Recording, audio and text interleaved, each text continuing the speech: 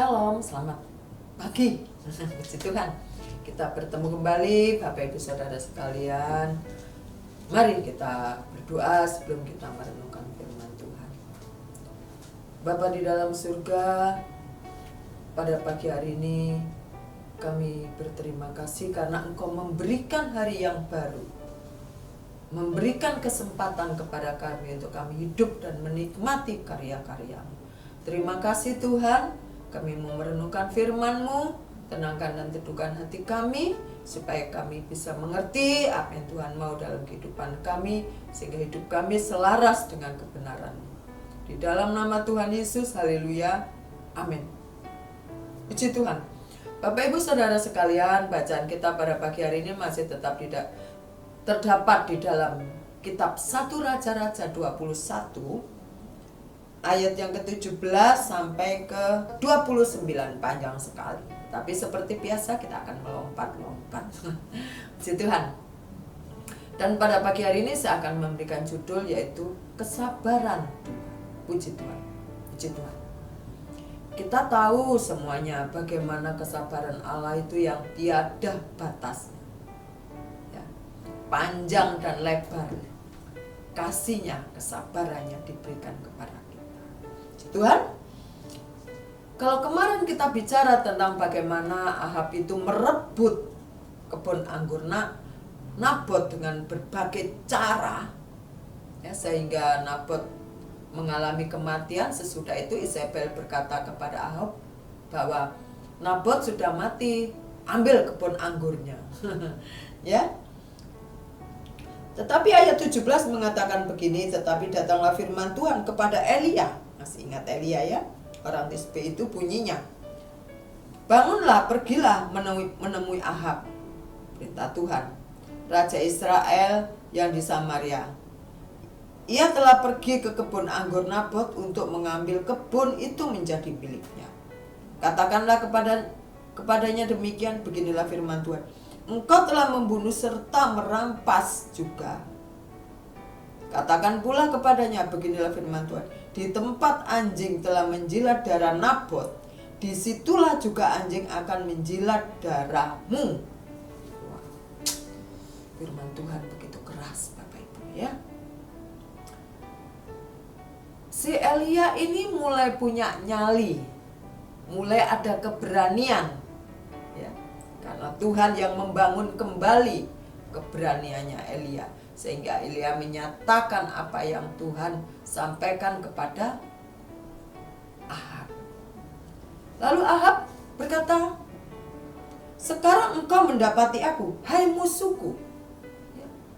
Ahab nggak tanggung-tanggung mengatakan Elia ini musuhnya. Memang sekarang aku mendapat engkau karena engkau sudah memperbudak diri dengan melakukan apa yang jahat di mata Tuhan.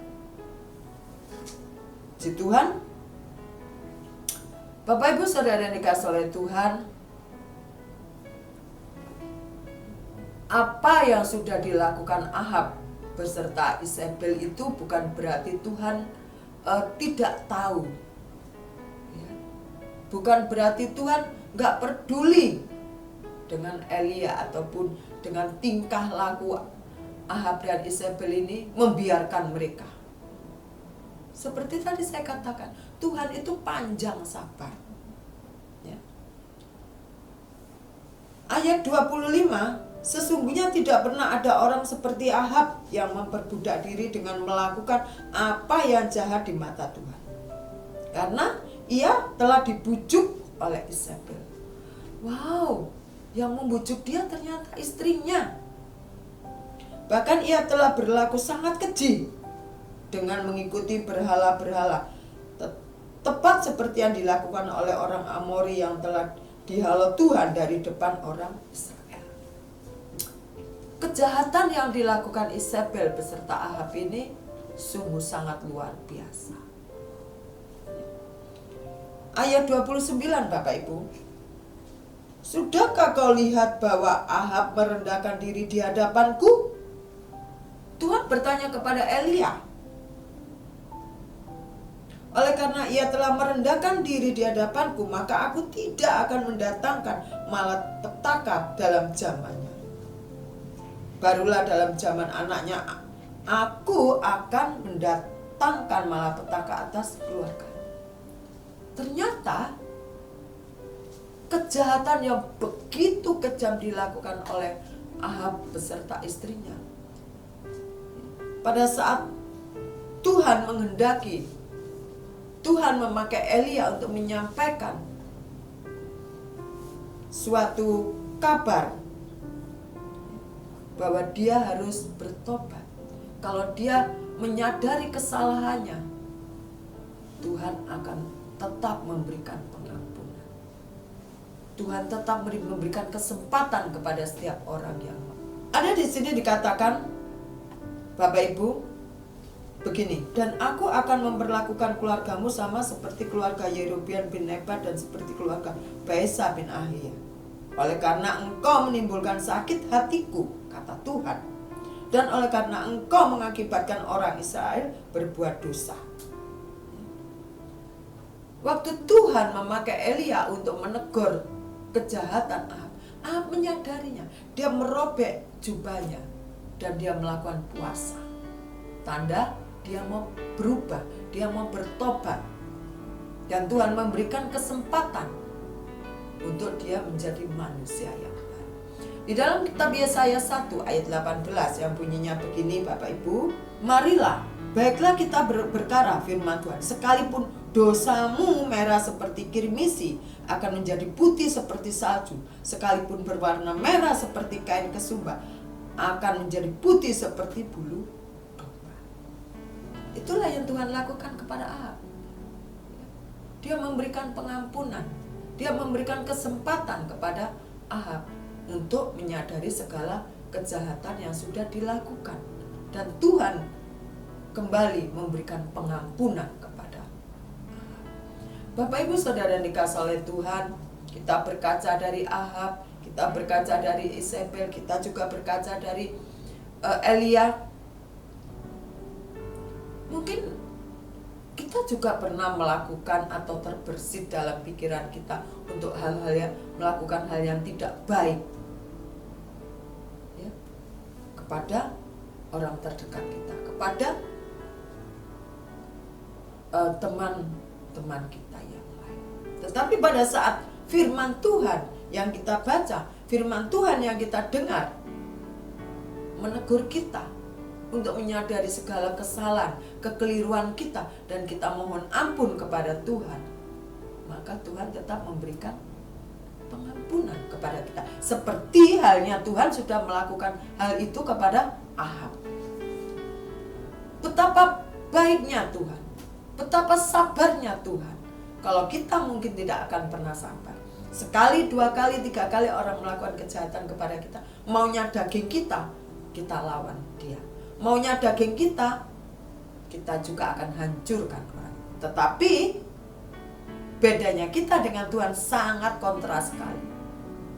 Selagi orang itu mohon maaf, mau minta ampun, mau bertobat, mau berubah, maka Tuhan memberikan kesempatan untuk bertobat, untuk berubah.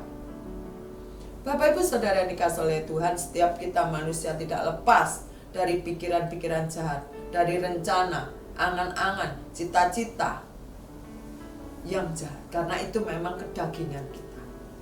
Tetapi saat kita mempersilahkan Tuhan, mempersilahkan Roh Kudus bekerja dalam hidup kita, memperbarui, maka puji Tuhan, kalau kita mulai pelan-pelan pola pikir kita, hati kita dibersihkan oleh firman Tuhan, dibersihkan oleh Roh Kudus yang tinggal dalam hati kita, dan Tuhan akan bekerja lebih dahsyat lagi dalam kehidupan kita.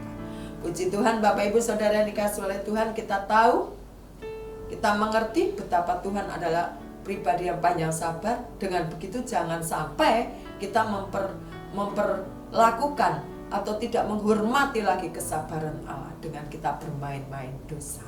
Puji Tuhan, puji Tuhan, saya percaya setiap kita di sini hidupnya ingin berpadanan dengan Tuhan, dengan Injil Kristus. Puji Tuhan, mari kita berdoa bersama-sama Bapak Ibu. Bapa di dalam surga, kami menyadari bahwa kedagingan kami senantiasa menyeret kami untuk melakukan hal-hal yang tidak berkenan di hadapan Tuhan. Kedagingan kami membawa diri kami untuk jauh kepada Tuhan. Kedagingan kami membawa diri kami untuk tidak lagi hidup selaras dengan firman. Tetapi pada pagi hari ini, Engkau mengingatkan kami semua Tuhan, untuk terus fokus kepada salib-Mu. Untuk kami tetap fokus Tuhan, melihat kebaikan dan pertolongan Tuhan yang tidak pernah berhenti terjadi dalam kehidupan kami. Dan kami menghargai segala kebaikan dan pertolongan Tuhan. Terima kasih Bapa di dalam surga. Inilah ucapan syukur kami pada pagi hari ini. Dan kami percaya Engkau terus bekerja, Engkau terus melakukan hal-hal yang baik, yang mengubah hidup kami menjadi pribadi yang lebih indah lagi di hari-hari selanjutnya. Di dalam nama Tuhan Yesus, kami serahkan hidup kami sepenuhnya ke dalam tangan Tuhan. Di dalam nama Tuhan Yesus, haleluya. Amin. Puji Tuhan Bapak Ibu, percaya kesabaran Allah itu tiada batasnya. Dan kita menghargai itu semua. Dan kita mau membuka hati untuk juga memberikan pengampunan, memberikan kesempatan kepada orang-orang yang menyakiti kita. Amin. Haleluya. Selamat pagi, selamat beraktivitas. Tuhan Yesus menyertai kita sekalian. Amin.